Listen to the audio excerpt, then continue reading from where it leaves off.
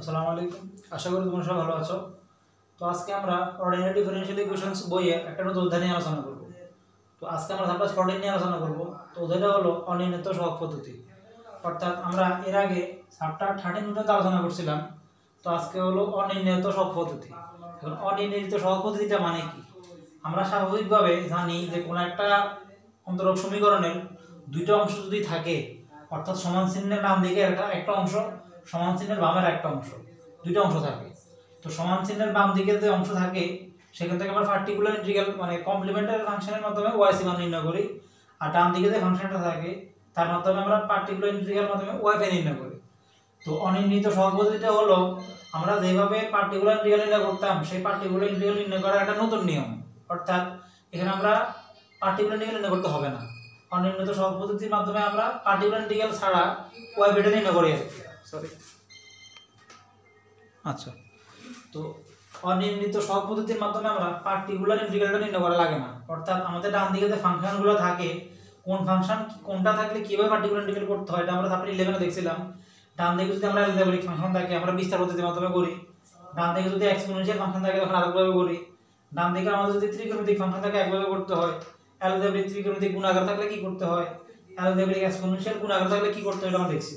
তো এগুলো আমরা পার্টিকুলার ইন্টিগ্রাল নির্ণয় করতাম আর কি। তো এখন এগুলো করব না, পার্টিকুলার ইন্টিগ্রাল ছাড়া নতুন একটা নিয়মের মাধ্যমে আমরা ওয়াই ভ্যালু নির্ণয় করব, সেটা হলো অনির্ণিত সহগ। তো তাহলে এটা করা শুরু করি। আচ্ছা, এটা করার আগে আমাদেরকে কিছু ফাংশন কিছু সেট জানতে হবে। অর্থাৎ সমান চিহ্ন ডান দিকে কিছু ফাংশন থাকলে ওই ফাংশনগুলোর সেট কি রকম হবে সেটা জানতে হয়। যেমন আমাদের যদি ডান দিকে কখনো ফাংশন যে ই to the power 2x function দেখি, আর যে ডান দিকে ফাংশনগুলো থাকে সেগুলোকে বলা হয় ইউসি ফাংশন। ইউসি ফাংশন ডান দিকে যদি আমরা ই টু দি পাওয়ার x এর ফাংশন দেখি তখন তার ইউসি ফাংশন যদি এত হয় তখন তার সেটটা হবে ই টু দি পাওয়ার x। অর্থাৎ কখনো যদি ডান দিকের ফাংশনটা ই টু দি পাওয়ার x থাকে তখন e to the power x function থাকলে তার সেট হয় ই টু দি পাওয়ার x হয়। অর্থাৎ ইউসি ফাংশন কখনো যদি x থাকে, শুধুমাত্র একটা x, তখন তার সেট হয় x, 1। ইউসি ফাংশন কখনো যদি আমাদের x স্কয়ার থাকে তখন তার ইউসি সেটটা হবে x স্কয়ার, x এবং 1, মানে x এর ঘাত হ্রাস পাইছে আর কি, 2 1 0 এরকম আকারে আর কি। আর কিছু সিদ্ধান্ত হবে আমাদের এটার জন্য, আমাদের sin ax যদি থাকে কখনো, যদি আমাদের ডান দিকের ফাংশনটাকে আমরা ইউসি ফাংশন বলতেছি, সেই ফাংশনটা যদি আমাদের sin ax থাকে তখন তার সেট হবে sin ax, cos ax। ডান দিকের ফাংশন যদি আমাদের কখনো cos ax থাকে তখন তার ইউসি সেট আমরা লিখব cos ax sin ax। ডান দিকে আমাদের কখনো যদি ইউসি ফাংশন এটা থাকে যে x square to the power x এরকম আকারে যদি থাকে, ডান দিকের ফাংশন যদি আমাদের এটা থাকে x square E to the power ax এরকম আকারে থাকে তখন তার সেট হলো x square E to the power ax, x E to the power ax এবং ই টু দি পাওয়ার ax। এগুলো আমাদের লাগবে, আমরা অঙ্ক একটা এক্সাম্পল আলোচনা করার সময় দেখবে এগুলো কাজ আসতেছে। তারপর আমাদের ডান দিকের ফাংশন কখনো যদি x sin ax আকার থাকে, যদি আমাদের x sin ax আকার থাকে তখন তার ইউসি সেট কি হবে, তখন তার ইউসি সেট হবে x sin ax, x sin ax, x cos ax, sin ax আর cos ax। কখনো আমাদের যদি ইউসি ফাংশন যদি এরকম থাকে x স্কয়ার sin ax তখন ইউসি সেট হবে 6টা। একটা হলো x square sin ax, x square cos ax, x sin ax,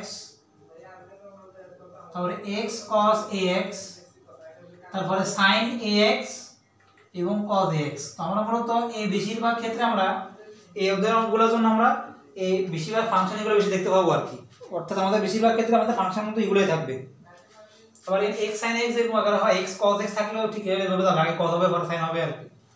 তো এগুলো আমাদের লাগবে, আমরা যখন অনির্ণিত সহগ পদ্ধতির মাধ্যমে পার্টিকুলার ইন্টিগ্রাল বের করব, মানে পার্টিকুলার ইন্টিগ্রাল ছাড়া যে ওয়াইভিটা নির্ণয় করব, তার জন্য আমাদের ফাংশনগুলোর সাথে সাথে সেটগুলো লাগবে। সেটগুলোর মাধ্যমে আমরা এই সেটগুলোকে কাজে লাগিয়ে মূলত আমরা ওয়াইভিটা নির্ণয় করব।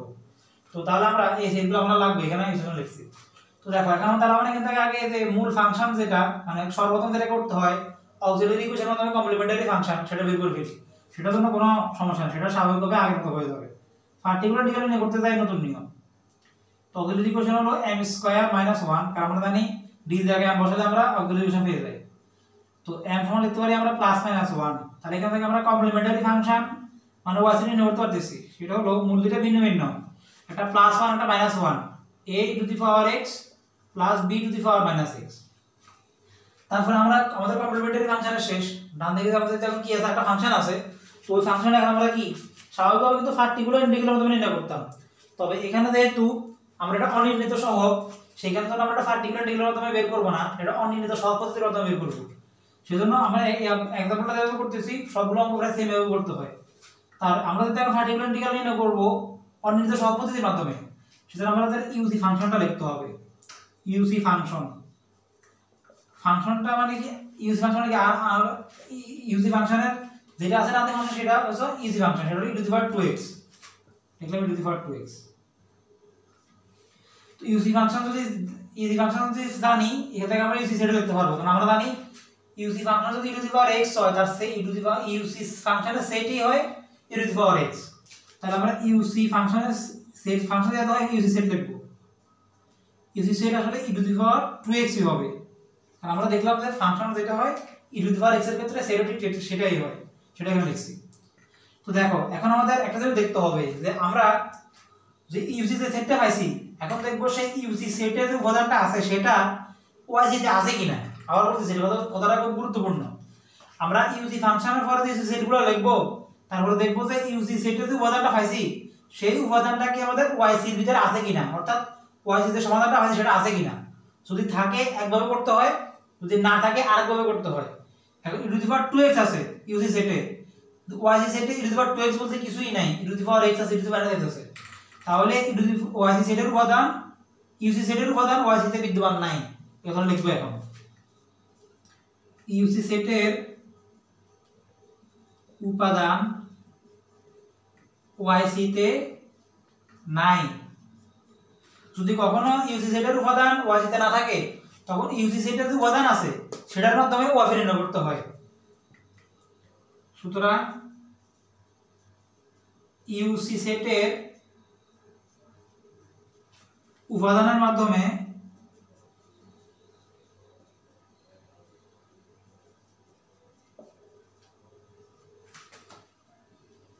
ওয়াইপি নির্ণয় করতে হবে।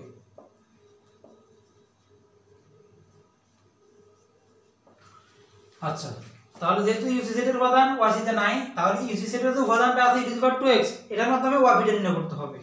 তো সেজন্য কি করতে হবে, মানে ওয়াই এর সমাধানটা হবে আর কি, মানে ওয়াইপিটা মানে ওয়াইপিটা মানে ওয়াইটা, আসলে ওয়াইপি মানে ওয়াইটা, সেটা কি হবে। কখনো যদি ইউসি সেটের উপাদানটা যদি ওয়াইসি তে না থাকে, তখন ইউসি সেটের যে যতগুলো উপাদান থাকবে ঠিক তার সাথে ততগুলো ধ্রুবকের মাধ্যমে লিখতে হবে। আবার বলতেছি কথাটা খুব গুরুত্বপূর্ণ।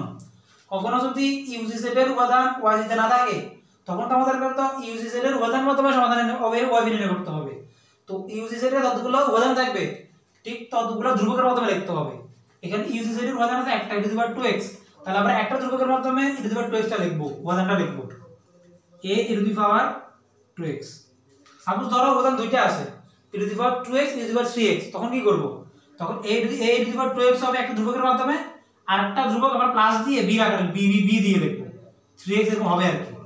আসলে তোমরা জিনিসটা বুঝছো, যদি কখনো ইউসি সেটের উপাদান ওয়াইসি তে না থাকে, তখন ইউসি সেটের যে উপাদানটা আছে তার মধ্যে সমাধানটা নির্ণয় করতে হয়, অর্থাৎ ওই উপাদানের সাথে এক একটা ধ্রুবকের মাধ্যমে লিখতে হয়। তাহলে ওয়াইপি বা ওয়াইটা হলো a⁴2x। এখন আমরা জানি ওয়াই এখানে এটা তো d²y, সর্বোচ্চ এখানে দুইবার ওয়াই কে অন্তরীকরণ করা লাগবে সমাধানের জন্য আর কি। তো d²y আছে, তো আমরা এটাকে একবার অন্তরীকরণ করি y কে, তাহলে dy পাবো। এটাকে আরেকবার অন্তরীকরণ করলে d²y পাবো, কারণ আমাদের এই সমীকরণের মানটা বসাতে হবে। আচ্ছা, তো তাহলে আমরা এখানে ওয়াইপি মানে y আর কি, তো dy মানে এটাকে একবার অন্তরীকরণ, এই তো ধ্রুবক e⁴2x অন্তরীকরণ 2e⁴2x, তো সাদা লিখে ফেলি 2a e⁴ 2x। আমরা দেখতেছি এখানে আমাদের আরেকবার লাগবে, d স্কয়ার y আছে, আরেকবার করতে হবে, সেজন্য d স্কয়ার y করতেছি। তো এটা আরেকবার করব, তাহলে 4a e⁴ 2x হবে, আবার করলে 2a e⁴ 2x হবে। তো 2 দিয়ে 4 হবে আর কি। তাহলে দেখো আমরা সর্বোচ্চ 2 ক্রম লাগতেছে, এখানে দেখতেছি এটা কি 2 ক্রম তৈরি করে ফেলছি দুইবার, এটা ইকুয়েশন দিয়ে রাখবো। এখন আমরা যে এই 1 নং আমরা এই মানটা বসাবো এখন। তো 1 নং ইমপ্লাইজ, 1 নং এ দেখো প্রথমে আছে d স্কয়ার y, তো d স্কয়ার y এর মানটা পাইছি 4a e⁴ 2x এর বসাচ্ছি, 4a e⁴ 2x। তারপর দেখো d স্কয়ার তো y গুণ করছি, d স্কয়ার y পাইছি, মান বসাইছি, একের সাথে y গুণ করব মাইনাস y, তাহলে মাইনাস y, y মানে যে সমাধানটা ধরছি সেটা, y সমাধানটা কত, a e⁴ 2x, তাহলে a e⁴ 2x equal to ডান দিকে ফাংশন যেটা আছে সেটা e⁴ 2x। আসলে তোমরা বুঝছো, তাহলে 4টা থেকে একটা তাহলে থাকবে 3টা e⁴ 2x equal to e⁴ 2x। তো উভয় থেকে e⁴ 2x বাদ দিতে পারি, তাহলে 3a সমান লিখতে পারি আমরা 1। তাহলে আমরা যে ধ্রুবকটা ধরছিলাম a, সেটা মান পাচ্ছি, সেটা কত, a = 1/3। তাহলে দেখো আমরা যে জায়গা সমাধানটা ধরছিলাম y মানে y সমান a e⁴ 2x, এটা একটা ইকুয়েশন দিয়ে রাখি 2 নং। এই জায়গায় এখন আমরা যে এর মানটা পাইলাম সেটা বসাই দিই, তখন আমরা y টা নির্ণয় হয়ে গেছে। সেটা কিন্তু আমরা অনির্ণিত সহগের মাধ্যমে করছি, পার্টিকুলার ইন্টিগ্রালের মাধ্যমে করি নাই। তাহলে এখন দেখো, তাহলে 2 নং ইমপ্লাইজ, 2 নং এ কি আছে, yp মানে yটা আর কি, yp তার মানে yটা, সেটা ছিল a e⁴ 2x। এখন এর মান আমরা জানি 1/3 e⁴ 2x। তার মানে পার্টিকুলার ইন্টিগ্রাল যেটা আমরা বের করতাম yp মাধ্যমে, যেটা yp নির্ণয় করতাম, সেই ypটা কিন্তু এখন আমরা নির্ণয় করছি, তবে পার্টিকুলার ইন্টিগ্রালের মাধ্যমে না, আমরা ইউসি অনির্ণিত সহগ পদ্ধতির মাধ্যমে নির্ণয় করছি, এটা নির্ণয় ypটা। তাহলে এখন খুব সহজে আমরা জেনারেল সলিউশন বের করতে পারবো। জেনারেল সলিউশনটা কি হবে, yc plus yp, yc plus yp। তো yc তো আমরা জানি yc কত, এটা প্লাস yp কত 1/3 e⁴ 2x, বসালে আমাদের কি জেনারেল সলিউশন আমরা পেয়ে যাব। তো আশা করি তোমরা এই एग्जांपलটা বুঝছো। তো আজকে আমরা আগে থেকে আলোচনা করব। আচ্ছা, তো এখন আমরা একটা एग्जांपल আলোচনা করব, এটা গুরুত্বপূর্ণ एग्जांपल, এটা আমাদের লাস্ট মেজর 18 তে আসছে, এবার পরীক্ষার জন্য গুরুত্বপূর্ণ। তো আমাদের কিভাবে বলছে, আর এখানে একটা কথা গুরুত্বপূর্ণ, আমাদের প্রশ্নে কিন্তু বলে দিবে সব সময় অনির্ণিত সহগ পদ্ধতিতে সমাধান করো, এটা ফিক্সড। ঠিক তার অধ্যায়ে যেভাবে বলে দিত ফরম্যাটিক পরিবর্তন মতো সমাধান করো, এটা বলে দিবে। অর্থাৎ আমাদের এই অধ্যায় কোশ্চেনগুলো গ বিভাগে আসবে, বড় প্রশ্নে 10 নম্বরের জন্য আসবে। অর্থাৎ আমাদেরকে বলে দিবে এভাবে করে অনির্ণিত সহগ পদ্ধতির মাধ্যমে সমাধান করো। তো এটা বলে দিবে যে নিয়মটা, সেজন্য আমরা এটা তো কোনো কনফিউশনের সৃষ্টি নাই, যে কি সৃষ্টি করতে কনফিউশন কিছু নাই, কিভাবে করতে হবে, কারণ অনির্ণিত সবগুলো সব সেম। তো দেখো, তো আমরা এটা এখন সমাধান করব আগের মতো। তো তাহলে এখান থেকে সর্বপ্রথম আগে আমরা পার্টিকুলার মানে কমপ্লিমেন্টারি ফাংশনের yc টা বের করব। তাহলে অক্সিলারি ইকুয়েশন, তাহলে m² - 2m + 1 = 0। তো এটা মূলত a - b হোল স্কয়ারের সূত্র। তাহলে এখানে আমি দুটো মান পাচ্ছি, একটা হলো 1, 1। দেখতেছি মূল দুটো একই মূল থাকলে সমাধান কি রকম সেটা আমরা জানি, yc হলো a প্লাস, আচ্ছা আমরা একটা আসলে এটাকে c1 c2 ধরি, কারণ পর ধ্রুবক লাগবে, সমস্যা নাই, ধ্রুবকই ধরা যায়। c1 ধরছি আমরা, c1 প্লাস c2x e⁴x। আমরা জানি যখন মূলগুলা সমান হয় তখন মূলগুলা একই হয়, তার সলিউশন আছে এরকম। আরেকটা থাকলে c3x² এভাবে দিত আর কি, e⁴x টা। তো এখন আমরা তাহলে কি করব, কমপ্লিমেন্টারি ফাংশনটা শেষ, এখন পার্টিকুলার ইন্টিগ্রালটা বের কর। এখন আমরা yp টা নির্ণয় করব। তো yp টা আগের মতো পার্টিকুলার ইন্টিগ্রালের মাধ্যমে না, অনির্ণিত সহগের মাধ্যমে। তো তার মধ্যে আগের মতো কি করব, ইউসি ফাংশনটা লিখব, তারপর ইউসি সেটটা লিখব।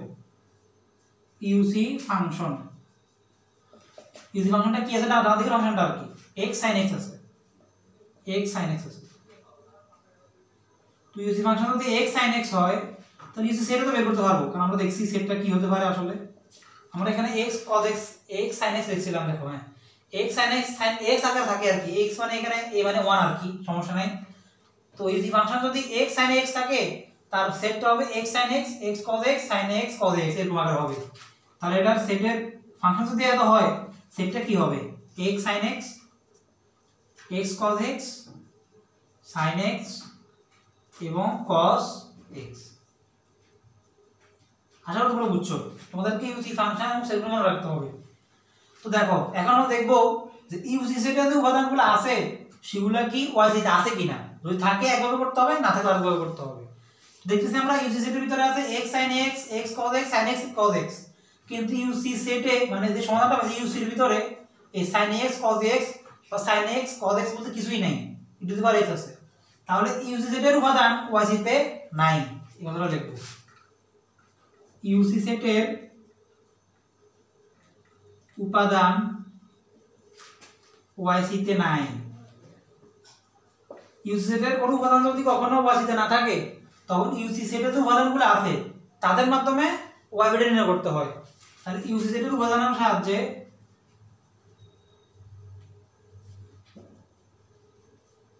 উপাদানের মাধ্যমে বা সাহায্যে ওয়াইসি নির্ণয় করতে হবে, ওয়াইবি নির্ণয় করতে হবে।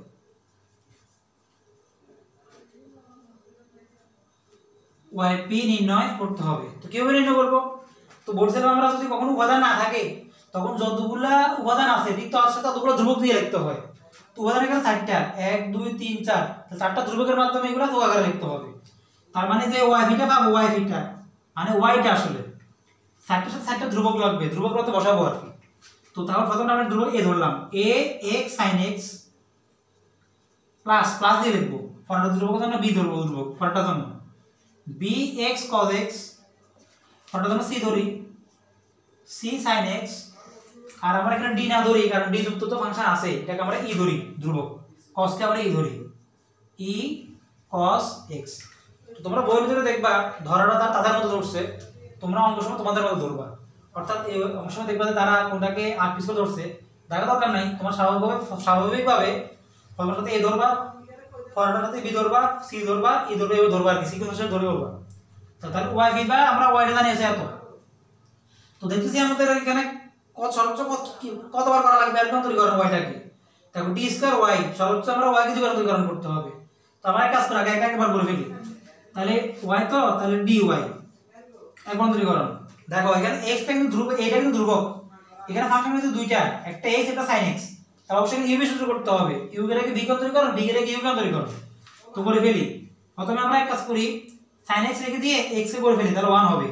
তার মানে আমরা এখানে আসলে a sin x পাবো প্লাস, অর্থাৎ a তো ধ্রুবক থাকবে সব সময়, u করতেছি, তার পরবর্তীতে a থাকবে, x রেখে দিয়ে আমরা sin x করব, তাহলে sin x রূপান্তরীকরণ কত cos x, আমরা এখানে u সূত্র করছি, আসলে তোমরা বুঝছো। এরপরে দেখো এটা কিন্তু সেম, দুইটা ফাংশন আছে x এবং cos x, দুইটা করতে হবে। তো b রেখে দিয়ে আমরা ফার্স্টে x কে করে ফেলি, তাহলে b cos x থাকবে, u সূত্র, u কে রেখে b রূপান্তরীকরণ, b কে রেখে u রূপান্তরীকরণ। তারপরে দেখো b x রেখে দেব, cos x কে করব, cos কে রূপান্তরীকরণ মাইনাস sin x, মাইনাসটা আগে দিয়ে ফেলছি, তাহলে b x sin x। আশা করি তোমরা এটা বুঝছো। আমরা এই দুইটার ক্ষেত্রে u সূত্র করছি, রূপান্তরীকরণ u সূত্র, আর এখানে ফাংশন একটা একটা সরাসরি করা যাবে, প্লাস c sin x রূপান্তরীকরণ cos x, আচ্ছা এটা মাইনাস হবে, cos আছে, মাইনাস e cos রূপান্তরীকরণ minus sin x, sin x নিয়ে আসছে আর কি, sin x। আশা করি তোমরা এটা বুঝছো। তো এখন আমরা এটাকে একবার করে এটা পাইছি, বাকিগুলো করব, এটা বুঝতেছি, গুলা লাগবে পরে লিখব, এটা লাগবে না আশা করি, কারণ তো সেট বের করে গেছি। দেখো সর্বোচ্চ দুইবার লাগবে, আমরা একবার করছি dy, আরেকবার করব d স্কয়ার y, কিছু যোগ বিয়োগ জানতেছি আগে, সবগুলো ভিন্ন ভিন্ন। হ্যাঁ এখন আমরা d স্কয়ার y করব, এটা বড় হবে, আমি ভেঙে করতেছি। তো দেখো এটাকে এখন আবার করব, এই লাইনটাকে আবার করব, সকালে কারণ d স্কয়ার y লাগবে, তো dy একবার, তাহলে এখানে a ফাংশন এখানে একটা sin x, তাহলে কি db লাগবে না, একবার করলে হয়ে যাবে, তাহলে a sin x করলে cos x, তাহলে a cos x। তারপরে দেখো a x cos x, দুইটা ফাংশন x আর cos x, তাহলে এখানে আবার db করতে হবে, তো a cos রেখে দিয়ে x করে ফেলি, x হলো 1, তাহলে a cos x থাকবে, অর্থাৎ আমরা এখানে a cos রেখে দিয়ে x করে ফেলছি, এখন x রেখে দিয়ে cos x করতেছি, cos কন্টিনিউয়ার করলে মাইনাস sin পাবো, মাইনাস দিয়ে ফেলছি, তাহলে a x sin x, last এখানে আমরা u সূত্র করব আর কি। তারপর দেখো প্লাস b cos x আছে, cos ফাংশন তো এখানে একটা, একবার করব, cos x কন্টিনিউয়ার করলে মাইনাস sin x, তাহলে মাইনাস b sin x, এতটুকু তো করে ফেলছি, আমরা এটা করব। দেখো bx sin x, তো এখানে দুইটা ফাংশন u v, মাইনাস একটা আগে আছে, এটা ভেঙে করি, মাইনাস b টা রেখে দিছি, তো দুইটা ফাংশন u কে রেখে b কে, v কে রেখে u কে, sin x কে রেখে দিয়ে আমরা x করে ফেলি, তাহলে x এর করে পাবো আমরা 1, তাহলে শুধুমাত্র এখানে sin x থাকবে প্লাস আমরা x রেখে দিব sin x কে করব x রেখে sin x কে করলে sin x কত হবে cos x তারপরে কাজ করে ফেলি সিনুসয়েড চেঞ্জ করে ফেলি এখানে আমরা একটা বাড়তে দেওয়ার দরকার নেই তাহলে -b sin x থাকবে -b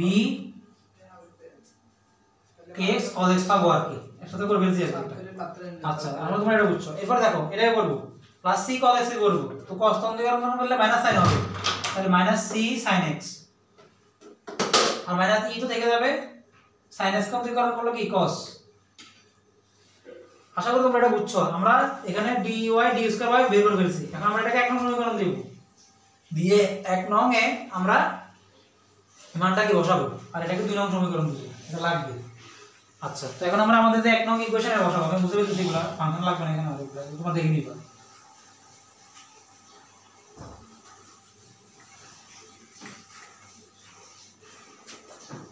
b sin x দেখো তাহলে 1 নং ইমপ্লাইজ 1 নং এর মানগুলো পাইছি মানটাকে বসাবো আর কি dy মানে এটা আর d2y মানে এটা বড় হবে লাইনটা তো d প্রথমে দেখো d2y মানটা বসাচ্ছি সবটা বসাচ্ছি তাহলে দেখো কিছু যোগ বিয়োগ দিয়ে দিয়েছে এখানে a cos x একটা ইকুয়াল টু যোগ করে ফেলি cos x দুইটা আছে তাহলে 2a cos x minus a x sin x minus b sin x তারপরে মাইনাস আচ্ছা মাইনাস b দুইটা আছে minus b sin x minus b sin x তাহলে minus 2b sin x sin 2x minus 2b sin x minus bx cos x minus c sin x minus e cos x আমরা কিসের মান বসাইছি আমরা এখানে d2y মান বসাইছি এখন -2dy মান বসাবো -2dy dy তো জানি আমরা এত তাহলে -2 একটা থাকবে রাখে দিছি আর dy মান বসাবো dy মান মানে এই সবটা এখন কি এখানে আমরা বসাবো মানে a sin x এই অঙ্কটা বড় হবে a sin x plus ax cos x plus ax cos x plus b cos x minus bx sin x minus bx sin x plus c cos x minus e sin x minus e sin x তো আমরা কাজ করি -2 দ্বারা গুণ করে দেই কারণ একটা বাড়তি লেখা দরকার নাই আচ্ছা সমস্যা নেই করি তাহলে আমরা d2y মান বসাইছি -2dy মান বসাইছি প্লাস এর সাথে y মান করলে y মান বসাবো y মানে কত এই ফার্স্ট লাইন এটা বসাবো আর কি প্লাস y মানে এই উপরের লাইন এটা ax sin x ax sin x minus bx cos x sorry plus bx cos x plus c sin x plus e cos x আসলে তোমরা বুঝছো দেখো ডান দিকে আছে কি x sin x কারণ আমরা 1 নং এ যে মানগুলো ফাজিগুলো বসাইছি সেটা বুঝতে পেরেছি দেখো আমরা 2 নং ইমপ্লাইজ দিয়ে কিন্তু ধ্রুবকগুলোর মান বের করে a জায়গা b জায়গা c জায়গা জায়গা মানগুলো বসাতে হবে কিন্তু আমি এটাকে লিখে দিতেছি এটা লাগবে বুঝতে পারবো না আচ্ছা দেখো এখানে আমরা যোগ বিয়োগ করি তো দেখো 2a cos x গুলা এই cos x কি আর আছে না দেখি cos x এখানে তিনটা দুইটা শুধু cos x এখানে দুইটা যোগ আকারে সব সমীকরণ পর আমি লিখে ফেলি তো দেখো 2a cos x minus ax sin x minus 2b sin x minus bx cos x minus c sin x minus e cos x দেখো -2 দ্বারা সব গুণ করে দিয়েছি minus 2a sin x minus a plus a minus minus 2ax cos x 2ax cos x minus 2b cos x minus minus a plus 2b x sin x minus 2c cos x minus minus a plus 2e sin x plus ax sin x plus bx cos x plus c sin x plus e cos x plus c sin x plus e cos x equal to ডান দিকে আছে x sin x, x sin x। আশা করি তোমরা বুঝছো। দেখো উপরের লাইনটা মুছতেছি, আচ্ছা এটা মুছতেছি, এটা লাগতেছে না আমার।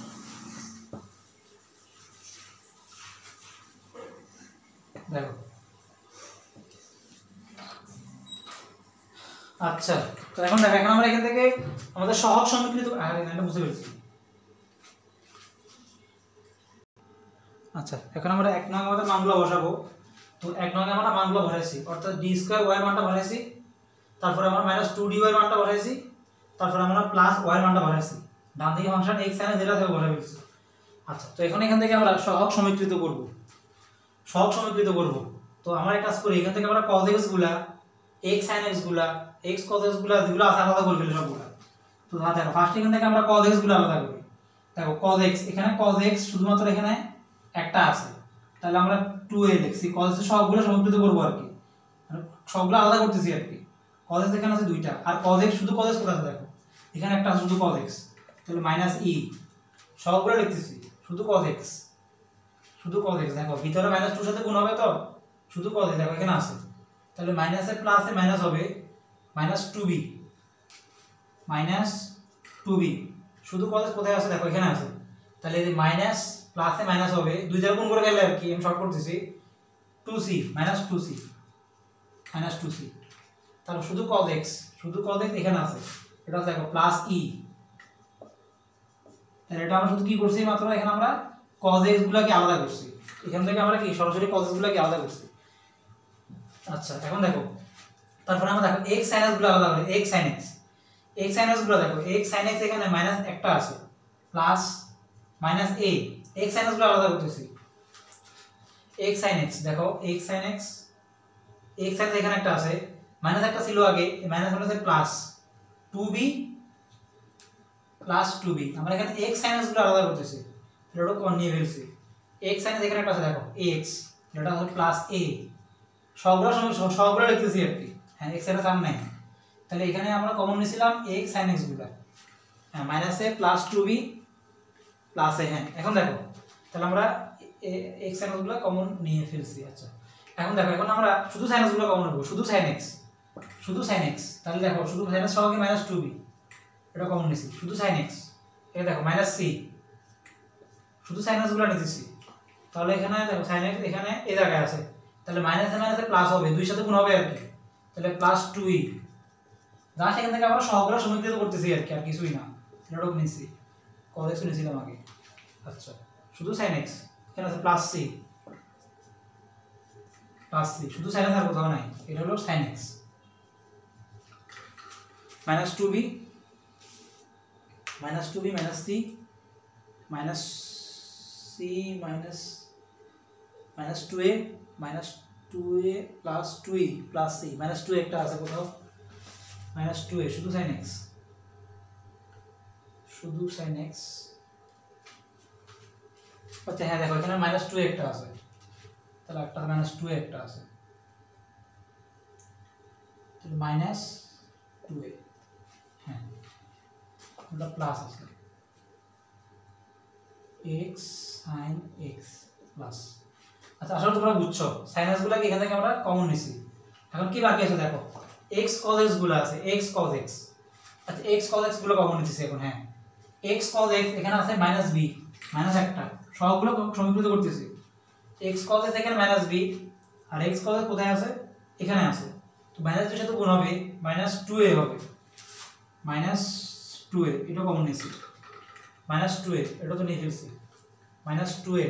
x cos এখানে আছে দেখো +b, তাহলে এটা কমন নিছি, আর নাই, এটা হচ্ছে কি আমরা কি নিছি, x cos x নিছি। দেখো আর কি কমন, আর কি করা যাবে, আর কে আছে, ও c sin x নিছি, নিয়ে ফেলছি, আর তো জানা মতে কিছু নাই, e cos x নিছিলাম। তাহলে আসলে আর কিছুই নাই এখানে, ডান দিকে ছিল আমাদের x sin x, এটা ছিল বাকি বসাই দিতে।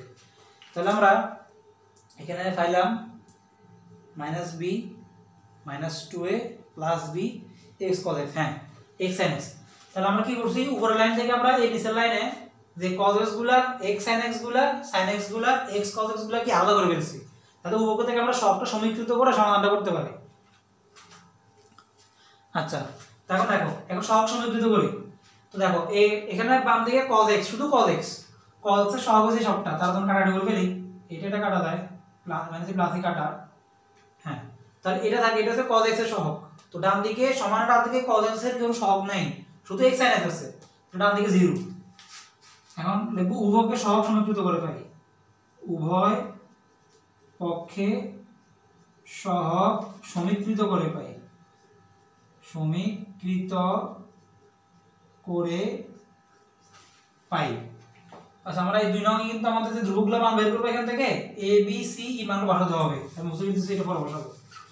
সহগ সমীকৃত করে পাই। তাহলে দেখো বাম দিকে cos x এর সহগ আছে 2a - 2b - 2c, ডান দিকে কোনো সহগ নাই, সমানের 0। শুধু x sin x, দেখো x sin x এর সহগ আছে সবটা, মাইনাসে প্লাসে কাটা দিয়েছি। x sin x এর সহগ আছে 2b, দেখলাম 2b। দেখো x sin x ডান দিকে আছে, কিন্তু x sin x আছে, তাহলে x sin x এর সহগ ডান দিকে আছে -2 + 2b, ডান দিকে আছে কত 1, কারণ ডান দিকে x sin x আছে। তাহলে এখান থেকে আমরা b এর একটা মান বের করতে পারতেছি। b সমান কত পাইতেছি আমরা হাফ। তাহলে আমরা একটা ধ্রুবকের মান বের করছি। দেখো এবার আমরা এই sin x এর সহগগুলো লিখি। দেখো এখানে কাটা কাটা দিতেছে, -c + c কাটা দিতেছে। তাহলে sin x এর সহগ শুধুমাত্র এগুলো আছে, -2a - 2b + 2e সমানের বাম দিকে, -2a - 2b + 2e। দেখো ডান দিকে শুধু sin x বলতে কিছুই নাই, ডান দিকে এটা সহগ হবে 0। তাহলে এখান থেকে আমরা যেহেতু b এর মান জানি, b এর মান বসালে আমরা a এর মান পাইতেছি না। আচ্ছা এটা পরে, এটা লিখে দিলে কাজ আছে। এরপর দেখো x cos গুলো আলাদা করি, -b + b কাটা। তাহলে এখান থেকে x cos x এর সহগ বাম দিকে হচ্ছে -2a,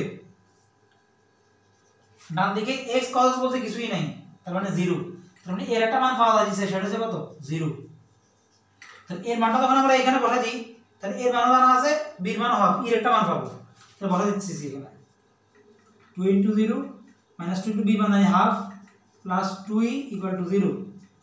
তার মানে এটা 0, এটা কাটা, -1 আছে, -1 + 2e = 0। তার মানে এখানে আমরা এর একটা মান পাইতেছি, সেটা হলো কত, সেটা হলো +1/2। তাহলে এর একটা মান পাওয়া গেছে, সেটাও কত +1/2। ধ্রুবকের একটা বাকি আছে, সেটা কোনটা c। তাহলে দেখো আমরা কিন্তু এখানে এর মানও জানি, b এর মানও জানি, c এর মান এখানে বসালে c এর মান পেয়ে যাব। তো এখন দেখো আমরা এখান থেকে এখন c এর মানটা বের করব। তো দেখো তাহলে এখানে -2a, এটা 2a - 2b, তো এ তো 0, তার মানে 2 * 0 - 2b -2 * b, b মান হচ্ছে হাফ, আর -2c যেভাবে লিখে দিয়েছি এও হলো 0। তারপরে এটা 0, এটা কাটা, -1 - 2c = 0। তার মানে এখান থেকে আমরা c এর একটা মান পাবো -1/2। তাহলে দেখো আমরা একটা ধ্রুবক মান পাই গেছি। দেখো আমরা ধ্রুবক ধরছিলাম কিন্তু 4টা, a b c e। এখন আমরা এই সাইডের ধ্রুবক মান পেয়ে গেছি। মান যেহেতু পেয়ে গেছি, আমরা যে জায়গায় 2 নং সমীকরণ রাখছিলাম ওই জায়গায় আমরা a b c এর মানগুলো বসাই দিব। যেটা y বা y ধরছিলাম আর কি, বুঝতে পেরেছি, সেটা বসাচ্ছি।